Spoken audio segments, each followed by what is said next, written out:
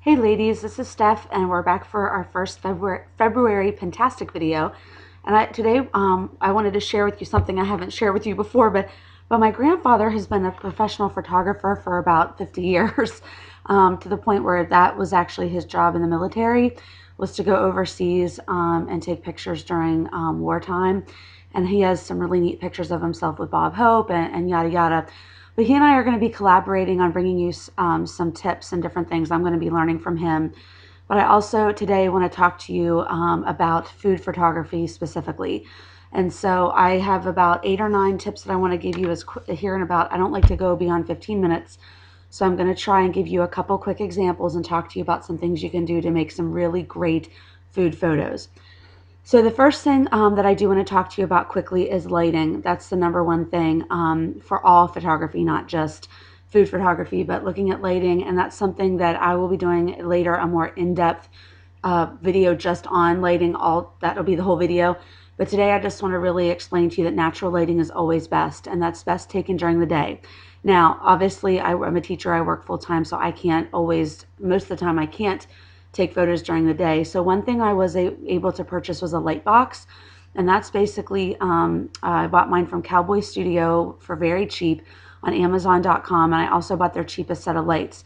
Now, once we get into this a little bit farther, if we are all going gung-ho with food photography, then ergo lighting would be our next step, and that's more of a gentle light than what the Cowboy Studio is, and they can be very expensive, like hundreds of dollars. So lighting, a light box is basically just, it's like a square satin box or square, it's like parachute material box. It folds down and like folds out into this square box, and you have backgrounds that you can put into it, but it does have very limited space capacity. So this is really truly just for food and small items.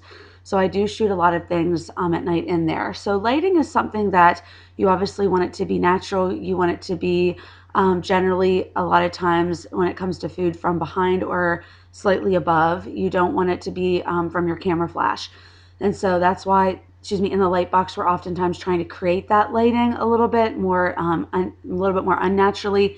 But you can see here in the picture, I wanted to show you that that is probably more of like a natural light. If she did use a light box, I can't even tell.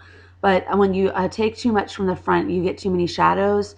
And so you're too much lighting from the front, you're going to create shadows, and you're going to create too much shine on your actual images. And so like we tried that over the weekend. My husband and I were trying some different things.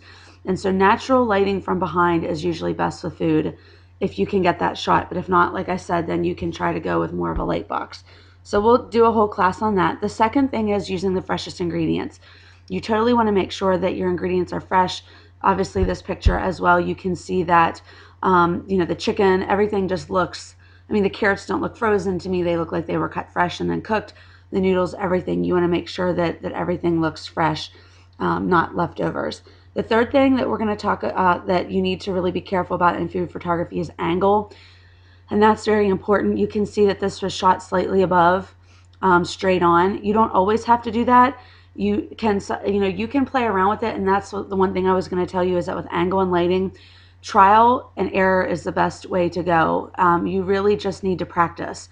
Just like any other skill, riding a bike, reading, like I tell my students, you don't get better unless you practice. And photography is the same way. Just spending the time, creating the food, taking it. Maybe you're not even going to blog about it. Maybe you just, take a dish from an evening and you just play around with the different settings on your camera, and you, kind of use the light box. You don't use a light box. Maybe you're going to just try different angles, try different lighting that you have in your house. My husband and I have even played around with all of our lamps, turning them on and seeing what kind of light that it creates. And so when we want bright lighting, we have this specific lamp that we use, from the front room, that he's used in a lot of the videos that we've taken of me on YouTube. So obviously angle and lighting are something that, you do get better with time, but straight on food photography, you don't usually get down at the level of the food and do it straight on. You want it to be above at an angle. So that was my third tip there. The fourth thing I want to talk to you about are simple props. You can see in the back of this picture, she has some crackers.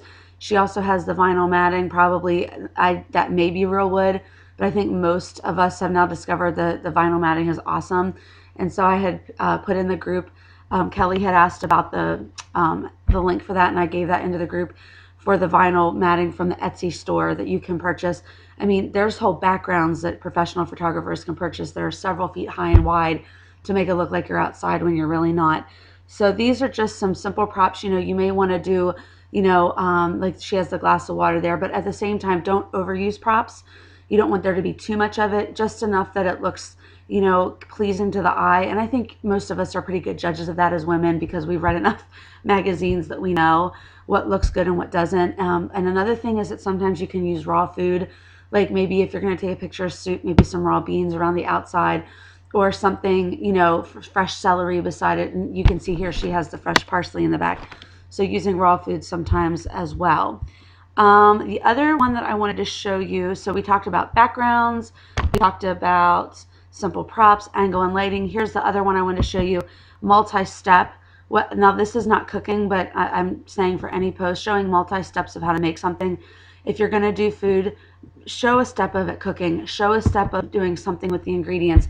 And one thing I found that when I go to a true professional food blogger's website, something I've noticed is that their photography is not necessarily when you do multi-step. This is a craft post where I think you do need to have really up close, seriously showing the person what they're doing so the person knows exactly how to do the pom-pom at home.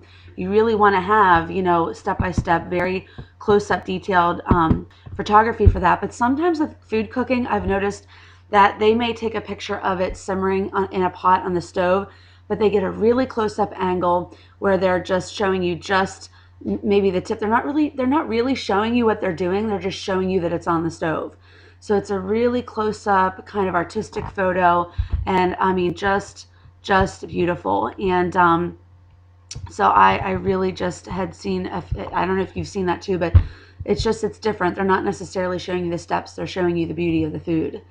And so that goes to our next one. You must have clean plates. This is another one I wanted to show you an example of where, you know, the plates are pristine, they're clean. You don't see a single crumb from these tarts. And this blogger, I just saw this come through my feed the other day. I love the photography of this food in this post.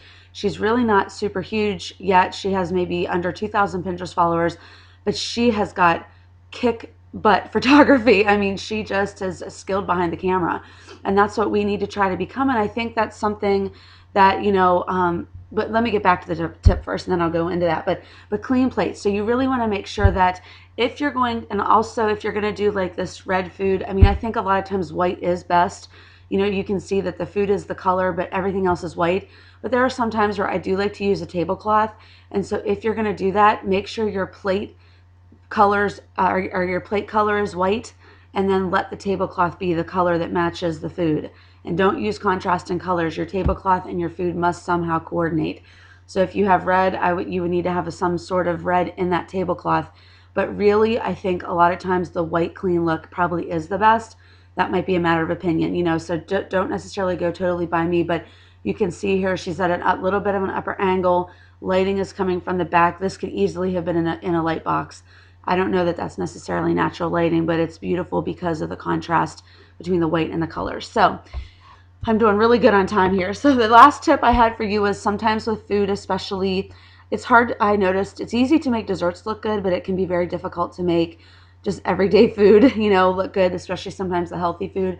And so one tip that I read from a food blogging blog was to actually add oil sometimes to food. You know, if you think you need to spice it up with a little bit of, you know, if you need some shine on it, you can add some oil to it and just mix it together and put it in, you know, a bowl and only show a portion of it.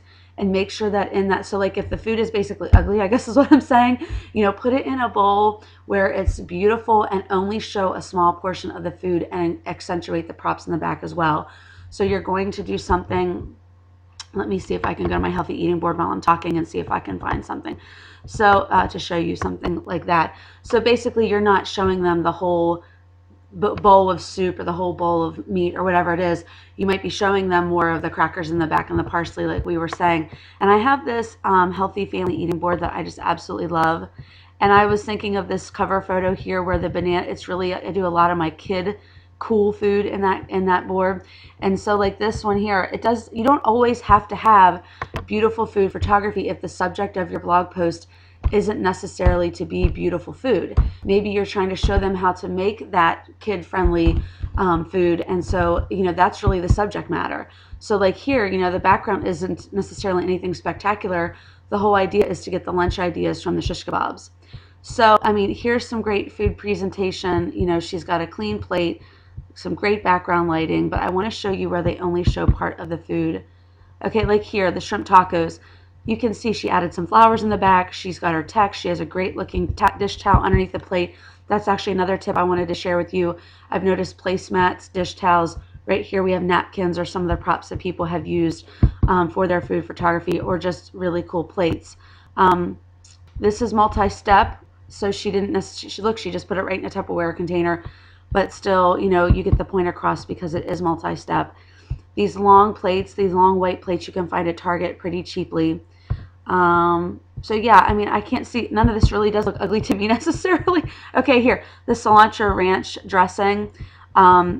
She has, even though the dressing isn't necessarily beautiful, she puts it on a salad in the background. So there, I think you get my point. I've probably overkilled it a little bit.